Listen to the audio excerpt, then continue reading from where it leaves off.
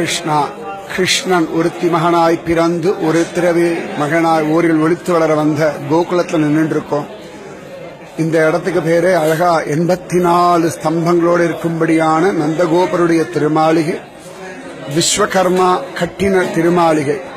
இங்க இருக்கிற ஒவ்வொரு தூணும் ஆச்சரியம். 84 லட்சம் விதமான பிறவிகள்ல நாம பிறக்கிறோம். இந்த ஒவ்வொரு தூண்லையும் நம்ம ஒரு பிரதட்சணம் பண்ணிட்டோம் அப்படின்னா நிச்சயமா இனிமேல் 84 லட்சம் பிறவிகள் கிடையாது. அதுதான் இங்க ஐதீகம். இங்க மேலெல்லாம் பார்த்தோம்னா அழகா கருப்பு படிஞ்சு கிடக்கு. இதெல்லாம் யசோதா மாதா அழகா கட்டைய விறகு வச்சுண்டு ஜோரா அத்தியாச்சரியமா சமையல்லாம் பண்ணா இல்லையா, அந்த புகை மேல அப்படியே படிஞ்சு அப்படியே இருக்கு. 5000 வருஷமான நந்தகோபருடைய திருமாளிகை. ஆண்டாள் திருப்பாவையில சொல்றா இல்லையா, நந்தகோபன் திருமாளிகை. அந்த திருமாளிகை இதுதான்.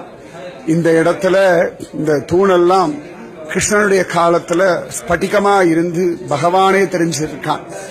ரொம்ப அழகா கிருஷ்ண கர்ணாமிர்தத்துல ஒரு சந்தர்ப்பத்துல லீலாசிகர் சொல்றார், யசோதா மாதா ஒரு சந்தர்ப்பத்துல தூண்ல தெரிகிற கிருஷ்ணனை பார்த்து உண்மையான கிருஷ்ணன் நினைச்சுண்டு அவனுக்கு வெண்ணைய கொடுத்தா சாதத்தை கொடுத்தான் காண கிடைக்கிறது.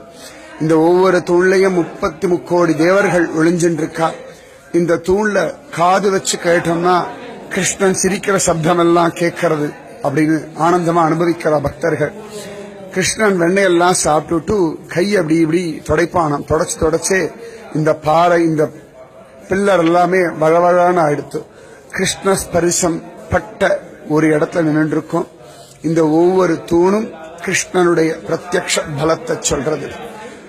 ஆச்சரியமான நந்த பவனம், கிருஷ்ணனுடையதான நந்த பவனம், அத்தியாச்சரியமான நந்த பவனம். வசுதேவர் கிருஷ்ணனை கொண்டு வந்து விட்ட இடம் இதுதான்.